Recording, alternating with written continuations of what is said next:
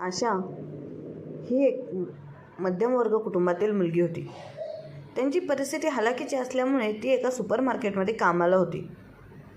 ती अतिशय शांत मुलगी होती.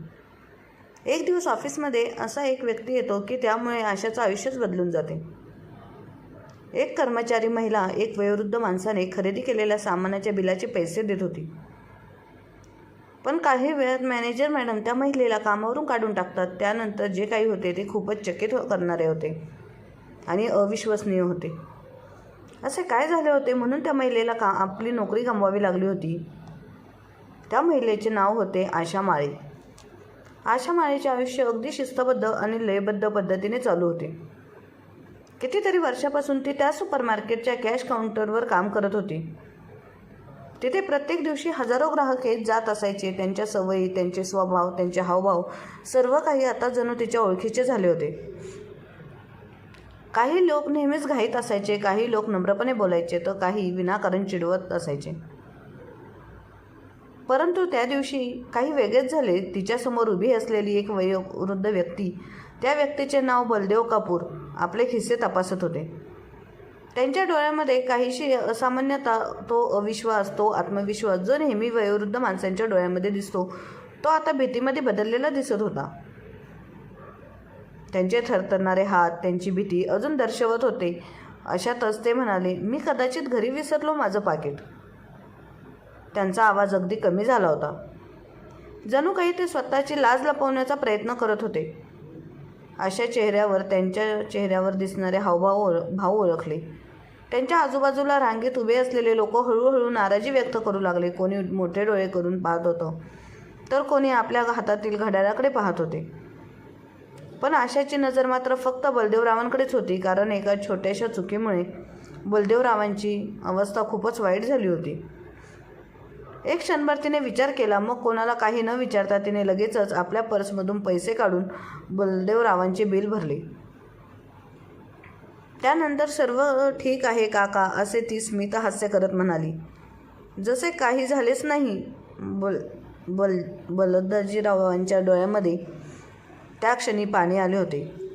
त्यांनी आपल्या खिशातून एक कागदाचा तुकडा काढला, त्याच्यावर काहीतरी लिहिले आणि तो कागदाचा तुकडा आशासमोर केला आणि म्हणाली, "माझी मुलगी प्रिया तुझे पैसे परत करेल. मी तुझे खूप खूप आभार मानतो."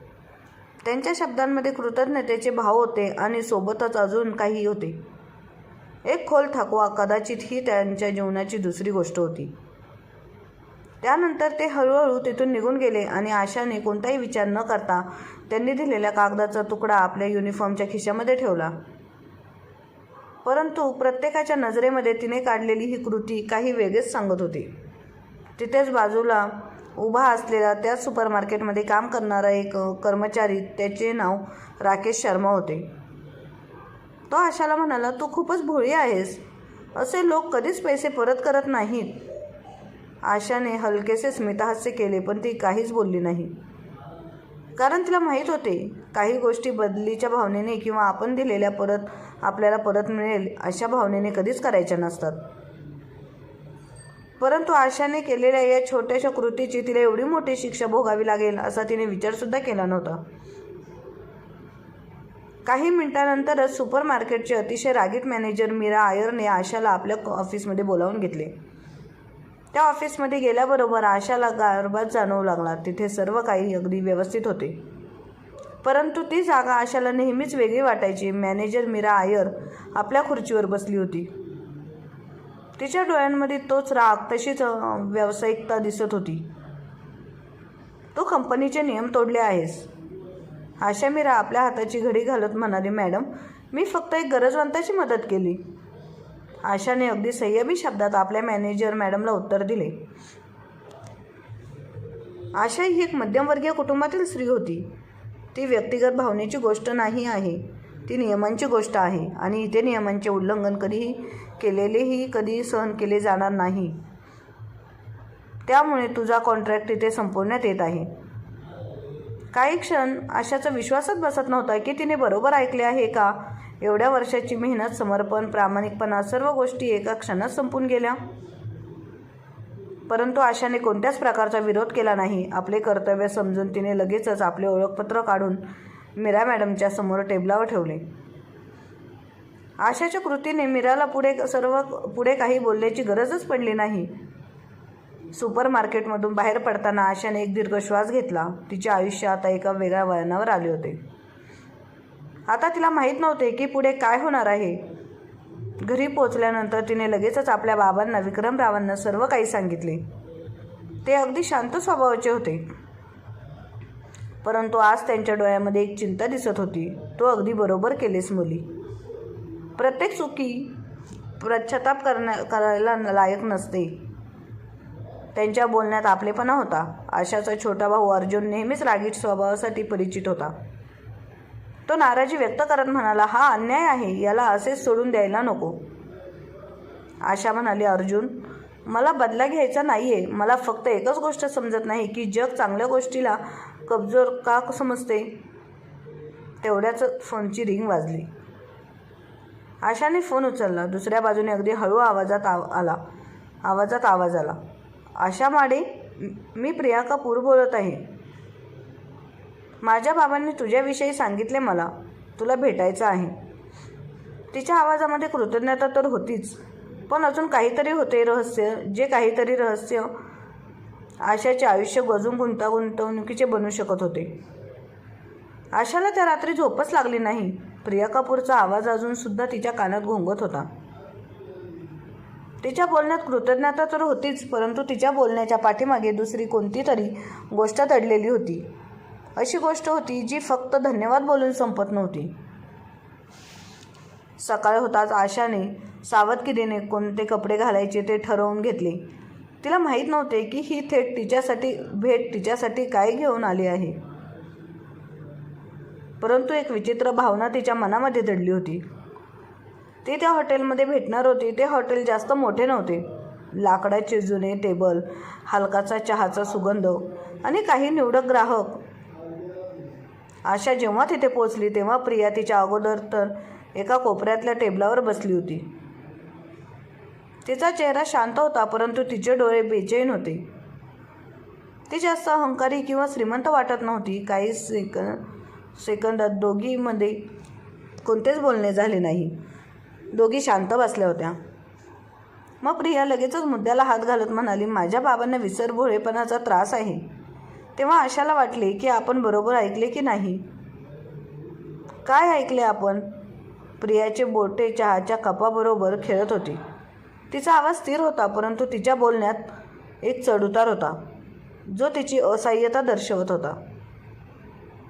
आशा, काही महिन्यांपासून त्यांची स्मरणशक्ती थोडी कमी होत चालली आहे.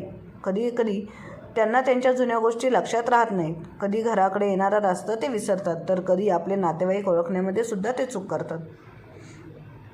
परंतु प्रिया बोलताना एक क्षणासाठी थांबली. परंतु आशा अगदी हळू आवाजात म्हणाली. प्रियाने तिच्या डोळ्यात पाहिले आणि म्हणाली, परंतु ते तुला विसरले नाहीत. हे ऐकल्याबरोबर आशा चकित झाली. मला प्रियाने होकारार्थी मान हलवली. हो, तुला काल जेव्हा ते घरी परत आले तेव्हा ते खूप जास्त परेशान होते. त्यांना काहीच आठवत नव्हते. ते कुठे गेले होते, काय केलं होतं. एवढंच काय, तर त्यांना आपला पत्तासुद्धा नीट आठवत नव्हता. फक्त त्यांना एक गोष्ट आठवत होती, ती म्हणजे तुझा चेहरा. ते कितीतरी वेळ म्हणाले की एका अनोळख्या मुलीने माझी मदत केली आहे. त्यांच्याकडे पैसे नव्हते, परंतु त्या मुलीने त्यांची इज्जत वाचवली, असं त्यांचं म्हणणं होतं. हे ऐकल्याबरोबर काही क्षण आशा पापण्या उघडझाप करणेच विसरून गेली होती. तिच्या मनामध्ये एक विचित्र भावना निर्माण झाली. तिला माहीत होते की तिने काही चुकीचे केलेले नव्हते, परंतु एक व्यक्ती जी आपल्या आयुष्यातील एक एक गोष्ट विसरत होती, ती व्यक्ती तिला विसरू शकली नव्हती. ही गोष्ट खूपच मोठी होती. आशा आता प्रियाला म्हणाली की मला खूप वाईट वाटत आहे की तुमचे बाबा ह्या आजारातून जात आहेत. प्रियाच्या बोटांनी आता चहाचा कप घट्ट पकडला होता. ती लगेचच म्हणाली, आशा, तू दुःखी होऊ नकोस. हा आमचा आयुष्याचा एक भागच बनला आहे. मी त्यांच्याबरोबर लढत आहे, परंतु मी तुला या गोष्टींपासून बोलून घेतले आहे. ती गोष्ट कदाचित तुझे आयुष्य बदलू शकते. हे वाक्य ऐकल्याबरोबर आशाचे हृदय जोरजोरात धडधडू लागले. काय? प्रियाने दीर्घ श्वास घेतला आणि म्हणाली, माझे बाबा बलदेव कपूर तेच आहेत जे सुपरमार्केटच्या मालकांमधील एक आहेत. प्रियाच्या अशा बोलण्याने तेथील वातावरण बदलून गेले. आशाला असे वाटू लागले की जणू काही कोणीतरी तिची खुर्चीच खेचून घेतली आहे आणि ती पडणार आहे. अशा अवस्थेत तिने प्रश्न केला, काय हो प्रिया? शब्दात म्हणाली, ज्या सुपरमार्केटमधून तुला काढण्यात आले आहे ते सुपरमार्केट माझ्या बाबांच्या संपत्तीचाच एक भाग आहे. जेव्हा माझ्या बाबांनी हे ऐकलं तेव्हा एका क्षणासाठी त्यांनी त्यांचे डोळे बंद केले. ते बेचैन झाले. परंतु मीरा अय्यरला हे माहीत नव्हते की तिने कोणाला कामावरून काढून टाकले आहे.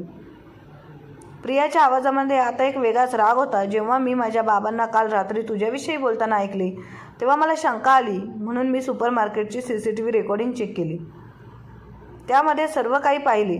तू कशी माझ्या बाबांची मदत केलीस आणि कशा प्रकारे मीरा अय्यरने तुला ऑफिसमध्ये बोलावले आणि कोणताही विचार न करता तुला कामावरून काढून टाकले. पण तिला या गोष्टीचा अंदाज नव्हता की ज्या व्यक्तीसाठी तू आपली नोकरी गमावलीस तोच त्या जागेचा मालक आहे. हे ऐकल्याबरोबर आशाचा श्वास वाढला. ती लगेच म्हणाली, पण तुम्ही या सर्व गोष्टी मला का सांगत आहात? प्रियाने पहिल्यांदा हसण्याचा प्रयत्न केला, परंतु तिच्या डोळ्यामध्ये अजून सुद्धा राग आणि द्वेष स्पष्टपणे दिसत होता. ती म्हणत होती, काही झाले तरी मी हा अन्याय होऊ देणार नाही. त्या हॉटेलमध्ये थोडीफार हालचाल होती, परंतु आशाला असे वाटत होते की जणू काही सर्व जग ह्या बोलण्यापर्यंतच मर्यादित आहे. तिच्या आयुष्यातील सर्वात मोठा धक्का तिला एक दिवस अगोदर मिळाला होता आणि अजून एक धक्का तिला आता मिळणार होता. आशाने आपल्या हाताची घडी घातली आणि म्हणाली, मग आता तुम्ही काय करणार आहात? प्रियाने हळुवारपणे कप टेबलावर ठेवला आणि आपली खुर्ची थोडी मागे सरकवत म्हणाली, तू बघ आशा, तुला लवकरच पाहायला मिळेल. तिच्या बोलण्यामध्ये आत्मविश्वास दिसत होता. असे वाटत होते की ही गोष्ट फक्त आशाच्या नोकरी परतीची मर्यादित नव्हती, तर अजूनसुद्धा काही होतं. आता आशाच्या मनात खूप सारे प्रश्न निर्माण झाले होते, पण तिलाही माहीत नव्हते की येणारे दिवस तिचे आयुष्य पूर्णपणे बदलणार होते. आशाला अजूनसुद्धा सर्व काही एका स्वप्नाप्रमाणे वाटत होते. 2 दिवसांपूर्वी ती एक साधारण कर्मचारी होती. तिला फक्त या कारणासाठी नोकरीवरून काढून टाकण्यात आले होते की तिने एक माणुसकीचा निर्णय घेतला होता. पण आज पुन्हा ती त्याच सुपरमार्केटच्या दरवाजामधून आतमध्ये प्रवेश करत होती, परंतु या वेळेला तिची भूमिका पूर्णपणे बदललेली होती. ती फक्त एक ग्राहक नव्हती, ती जुनी कर्मचारीसुद्धा नव्हती, ती आता तिथली नवीन मॅनेजर होती. जेव्हा तिने आतमध्ये पाऊल ठेवले तेव्हा सर्वांच्या नजरा तिच्यावर खेळल्या. काही कर्मचारी आश्चर्यचकित झाले होते. त्यांचा विश्वास बसत नव्हता, तर काही असे होते जे लाजत होते, खास करून राकेश शर्मा, ज्याने त्या दिवशी आशाला मूर्ख समजून तिची मस्करी केली होती. प्रिया आता तिच्याबरोबर होती. ती मोठ्या आत्मविश्वासाने चालत होती. प्रिया आशाला सरळ ऑफिसमध्ये घेऊन गेली. पण आशाला आता त्या ऑफिसमधील प्रत्येक गोष्ट आता वेगळीच वाटत होती. हीच ती जागा होती ज्या जागेवर 2 दिवसांपूर्वीच मीरा अय्यरने तिचा अपमान केला होता. तिच्या एवढ्या वर्षाच्या मेहनतीवर एका क्षणात पाणी फिरले होते. पण आता मीरा तिथं नव्हती. आशा मीरा मॅडमच्या खुर्चीकडे एकटक पाहत उभी होती. तेवढ्यात आवाज आला, मीरा अय्यरला तिथून काढून टाकण्यात आले आहे. प्रिया अगदी शांत स्वरात म्हणाली. आशाने एक दीर्घ श्वास घेतला. मग आता प्रियाने तिच्याकडे पाहिले आणि हलकेसे स्मितहास्य करत म्हणाली, आता ही खुर्ची तुझी आहे. आशाला काही क्षण समजलेच नाही की ती नक्की काय बोलावे. तिला समजत नव्हते मला ही नोकरी का दिली जात आहे. शेवटी तिने प्रियाला विचारले. तेव्हा प्रिया आशाला खुर्चीवर बसवत म्हणाली, ही फक्त एक नोकरी नाही आशा, मी तुला इथे यासाठी बसवत नाही की तुझ्यावर अन्याय झाला होता. मी तुला ही खुर्ची, इथले सर्व अधिकार यासाठी देत आहे की या सुपरमार्केटमध्ये अशा माणसाच्या हातात असायला हवं जो योग्य आणि अयोग्य यामधला फरक कळेल. प्रिया काही क्षण थांबली आणि गंभीर स्वरात म्हणाली, या जागेला तुझी आवश्यकता आहे. आशाने आपली नजर ऑफिसच्या चारी बाजूने फिरवली, कारण एवढी वर्ष काम करून सुद्धा कधीच तिने विचार केला नव्हता की आपण या खुर्चीपर्यंत पोहोचू शकू. आशा थोडी अडखळली. ती फक्त एक सर्वसाधारण कर्मचारी होती. प्रियाने मान हलवली आणि म्हणाली, नाही, तू इतरांप्रमाणे साधारण होतीस असं तुला वाटत होतं आणि इतरांना सुद्धा तसंच वाटत होतं, पण तुझ्यामध्ये आणि त्यांच्यामध्ये काय फरक आहे हे त्यांनी आता पाहिलं आहे. प्रिया खुर्चीवर हात मारत म्हणाली, हे फक्त एक पद नव्हते, ही एक दुसरी संधी होती सर्वांना सोबत घेऊन काम करण्याची, एखाद्याचे सत्य सिद्ध करण्याची आणि जे सत्य आहे त्याला प्रोत्साहन करण्याची. आणि जे वाईट विचार करतात त्यांना उत्तर देण्याची. राकेश शर्मा, जो आतापर्यंत दूरवरून सर्व काही पाहत होता, तो जवळ आला. त्याच्या डोळ्यांमध्ये संकोच आणि कदाचित पश्चातापसुद्धा होता. तो जवळ येताच आशाला म्हणाला, मला वाटते मी तुम्हाला चुकीचं समजलो होतो. आता तोच माणूस होता ज्याने आशाला भोळी म्हणून तिची मस्करी केली होती. आशाने हलकेसे स्मितहास्य करत त्याच्याकडे पाहिले तेव्हा राकेशने आपली मान खाली घातली होती. जणू काही त्याने कबूल केले आहे की त्याने चूक केली होती. छोटे निर्णय जगाला बदलतात मित्रांनो. त्या रात्री आशा जेव्हा डायनिंग टेबलवर आपले बाबा आणि भावासोबत बसली तेव्हा तिने त्यांच्या चेहऱ्याकडे नीट पाहिले. तिचे बाबा अभिमानाने तिच्याकडे पाहत होते आणि अर्जुन, जो अजूनसुद्धा रागीट असणारा मुलगा, पण त्याच्या डोळ्यामध्ये आपल्या बहिणीविषयी सन्मान दिसत होता. आता काय? अर्जुनने विचारले. ताई, आता तू बॉस बनली आहेस. आशाने स्मितहास्य करत उत्तर दिले. आता मी बदल करण्याचा प्रयत्न करेन. तेवढ्यात तिच्या फोनवर एक मेसेज आला. तिने स्क्रीनवर पाहिले तेव्हा तिच्या हृदयाला हलकासा पाझर फुटला.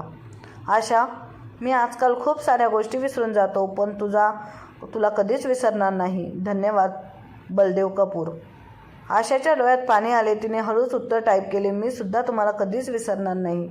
आणि सत्य होते, कारण माणसाचा चांगलेपणा, प्रामाणिकता कितीही छोटा असला तरी ती नेहमीच लक्षात ठेवला जातो.